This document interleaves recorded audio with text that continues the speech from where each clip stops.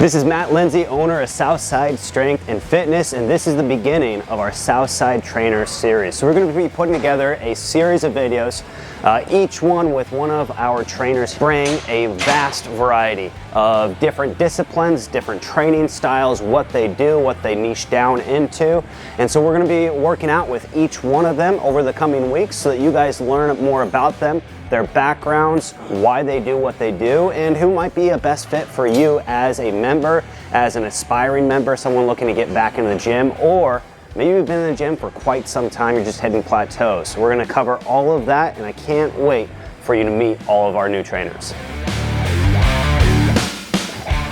So today we got Ragnar Stickall with us. Ragnar, what's the name of your training company? My training company is The Beast Within, Primal Fitness. The Beast Within, I love it, man. Yep. So we're gonna jump into a workout here for that you put together for us today. It sounds like we're hitting maybe some back and chest, is that right? Yes, sir. Okay, so we're gonna do a light back and chest workout, take you guys through some of the movements and things that Ragnar teaches his clients. There's gonna be a lot of back and forth during this, so I'm excited to learn more about Ragnar, your background, the disciplines, all that kind of stuff. So thanks for being here today. Absolutely, yeah. My background is mostly in martial arts and weightlifting. Okay. I've kind of built my program over the last 10 years off of my education in sports sciences through ISSA and my personal experience as a lifelong lifter and athlete. That's awesome, man. So what are we hitting first today? Let's start with the bench press. Sounds great. So I know one of the biggest questions people ask when they come into the gym, what do you bench press? Do you get that all the time? I do. I mean, that's the number one question you hear, especially from younger lifters, lifters who are new to the gym, and they just see the big numbers on the bench, the other two big compounds, but it's not all about how much you can, right? Absolutely not. No, myself, I mean, I only max out at maybe 235. Okay. And what I try to focus on more is what you're getting out of it. How is your technique? How is your form? And how hard are you working yourself in the lift? Exactly. Because the weight really doesn't matter. What matters is how hard you're personally pushing yourself. And that's the beauty of fitness, is it's so individual. If you're struggling to get 3 reps with 125 pounds, then you're getting a phenomenal workout. And I hear you talking to clients all the time, and trying to figure out what their goals are, right? Yep. What they're trying to do, what they're trying to maybe rebuild. Maybe there's an injury they're coming back from. Maybe they're older and haven't been in the gym for a while. So a lot of people just come in and, I'm going to get as much as I can on the bench, and shoulder injury. Yes. Right? And injuries all over the place. So you actually take them methodically through and figure out how does this fit into that coming back, that program that works all together. Absolutely, yeah. It's very, my program all around is custom tailored to each one of my clients' unique needs. We start with an FMS, a functional movement screening, see where the limitations are. I spend a lot of time talking to them, figuring out, hey, what's been injured, what's bothering you, what hurts, and then I watch them. I see where they've got limitations in range of movement, range of motion, things along those lines, and we work everything around that and try to get their body back to where they want it to be. So we did some great work here on the bench. We're gonna wrap this up here, and it sounds like we're gonna hit dumbbell rows next. Yeah, let's move into some rows. I'm a big fan of balance. Okay. Anytime we do a push, we get so much stronger in the anterior chain than the posterior chain. So anytime we do a push, I like to balance it with some kind of back move, either a row or a pull down. So we'll move right into some dumbbell rows and work our back a little bit with our chest. Gotcha, so we hit chest. Now we're gonna go hit the opposite movement, which is the back. Yep. And then we got some more chest after that. You go back and forth, or what do you traditionally do? Yeah, I traditionally will do a big compound move, generally the bench press, or sometimes I'll do like a dumbbell bench press to mix it up. And then usually follow it with some kind of like accessory move, like an incline press, and then move into back from there. And sometimes I'll superset, especially if people are crunched on time. Sometimes we'll just jump back and forth and superset and really work and get a good sweat going. Sounds good, man. Well, let's wrap this up and head over to the dumbbell rows. Awesome. So we're over here, we got the bench here, we got the dumbbell. You brought over an 80. We're gonna do a dumbbell row, right? We're gonna do a bent over dumbbell row. Like we said, you know, this is counter to the bench, working the back, we just work the chest. So why do we use this? Can you show me how it's done? Yeah, absolutely. I'm a big fan of the dumbbell row because I like to train the body, at least sometimes unilaterally, where we're working one arm at a time. A lot of times we'll be stronger on one side than the other, and these type of moves will kind of balance that out. So you can't, you know, cheat and pull harder with your stronger side. The way it'll work is we'll get down here, we want our chest low, we want our lower back flat, and like any back move, the back's a huge dynamic muscle. And so the key with it is when you come down, you kind of want to internally rotate the shoulder, stretch the lat out, and when you come up, you want to pull with that lat, it's stretched, pull with that lat and contract it all the way. So we're going to run it through the whole range of motion there, keeping our chest low and just really isolating that lat muscle in our back. Now I see a lot of people that would just really swing that movement. Now are you doing more of a controlled movement? I am doing more of a controlled movement. Kind of with everything, we want to keep it under control and use weights that we can safely manage. Makes sense. Yep.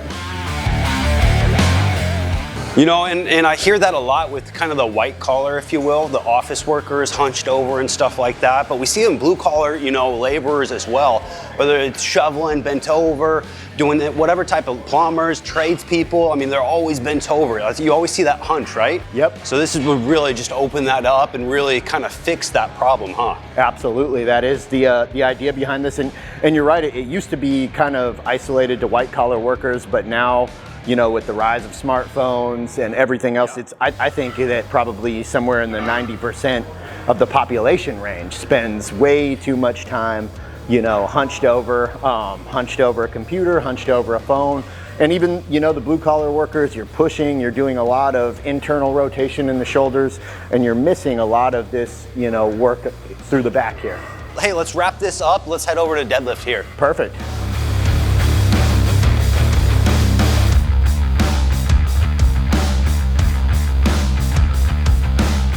So you got about 225 loaded up on the bar here, deadlift platform. Now, I know you don't just jump straight into 225, you don't just jump straight into deads. There's probably a lot of work that you do with clients to start with the bar, maybe even one of our wooden dowels to get that proper form down. Can you take me through that process? I mean, as somebody who may have never seen or heard of or done a deadlift, how are you going to start with them? Yeah, so I've actually taken a lot of clients from absolutely no experience weightlifting, limited mobility, not able to safely get into a low deadlift like this, all the way up to deadlifting relatively respectable weights. And the way that I started, I have a pretty good system. I always start with rack pulls. So we'll set up some safety trays over on the power racks, and we'll start rather than all the way down here. You can see this is about mid-shin. We'll start kind of right below the knee because it's a lot easier to get our hips and keep our lower back flat and get our hips to this position than it is to get it all. Kind of an elevated deadlift, start working and learning that movement. Absolutely, and then we'll just slowly go deeper and deeper and deeper, and then once we get to the ground, we'll start with maybe no weight, just the white empty plates over there on the other side, and then once we can safely deadlift from the ground, then it's just a matter of building up weight.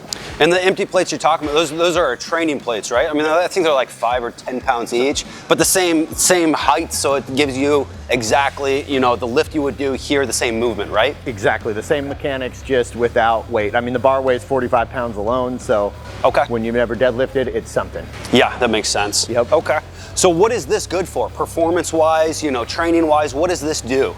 This does a little bit of everything. I'm a huge fan of the big three power lifts. Anything where you're working, the deadlift specifically I love because it's man versus gravity. You know, we're pulling heavy weight off the ground, and even if you're not trying to compete, it's the hip hinge, you know, so it's learning how to keep our back flat while we hinge at the hips, activate our knees, activate all of these joints in unison. And whether you're moving a piece of furniture or, you know, or you're trying to deadlift a few hundred pounds, it's all the same movement. That's how you're going to go your whole life without injuring your back, is if you can safely learn how to hip hinge. So that's kind of just the practical application. And from a sport side, I mean, there's no better way to learn how to turn on motor units and fast twitch muscle fibers than the deadlift. I mean, it takes such a massive activation of muscle throughout your entire body, of bracing the core, that you're learning how to turn on powerful fast twitch muscles really fast. So you did a sumo, I did a conventional, just show a little bit of difference there. But man, I personally love the deadlift. I love how you implement it. You know, Beast Within. Tell me more about that. Why a Beast Within? And it's a Beast Within Primal Fitness, right? Yep. Okay, so where does that come from? It comes from kind of the object or the idea behind that name was that in each of us there's a beast, you know what I mean? And yeah, we're trying to tap into that. We're trying to channel that energy, and we're trying to channel it into something that's constructive and good for us. The primal fitness aspect comes from my program is kind of like a comprehensive way of life. You know, we lived as nomadic hunter-gatherers for millions of years. That required an incredible amount of physical fitness. Yep. And so primal fitness is trying to reach back to our roots and regain that primal state of fitness. I love it, man. And I love that you bring up all areas of your life, because you can win in one area, but if everything else is failing, that's not really the life that people are searching for, right? Absolutely. So, you know, coming and approaching fitness, approaching training, approaching life in general, you know, holistically, I've always found when I focus on that, everything starts raising up, my stats go up, you know, everything I'm trying to do starts growing. So I love that you bring that up, man. Absolutely, man, and I believe the same. And one of the coolest things about fitness is that what I found is it translates into every other facet of our life. It teaches us discipline, it teaches us delayed gratification, it teaches us that if you work really hard for something right now, you're gonna reap the rewards later. And that's like universal. You can apply that to business, you can apply that to family, you can apply that to every facet of your life to win. And that's what's so powerful about fitness to me. That's awesome, man. Well, hey, we got your website up on our, or a link to your website up on our website. So you go to southsidestrengthfitness.com, go to the About, there's trainer section, got your bio there with some contact information. But where else can people find you, get a hold of you, you know, reach out to you? Yeah, so I'm on Instagram, I'm on Facebook. My Instagram's easy, The Beast Within 9. Facebook's basically linked to Instagram, and you can always find me on there. Shoot me a DM, my number's on there. Give me a call. We can talk about your fitness goals. We can talk about, you know, what's maybe limiting you and holding you back, and see if we can come up with some solutions. And you're in here all the time. So, I mean, if people are coming in, you know, interested in learning more about training, they can just walk up, introduce themselves. If you're training someone, obviously give them a little bit of time here, but you guys connect and get some more information. Any last words? No, man, I think we about covered it all. You know, my program kind of, you know, I operate off of three basic principles, and it's progression. It gets harder as we go on. You know, it's integration. It's an integration of weight training, conditioning, cardio, and lifestyle, and blending. It's a blend of the sports science literature and my experience as an athlete and a lifter. And that's kind of the bedrock of everything I do. Sounds great. Well, thanks for joining us today. Really appreciate it. Stoked to get this out on who you are, the training you do, and everything else. So thanks for joining us. Absolutely. Thanks for having me.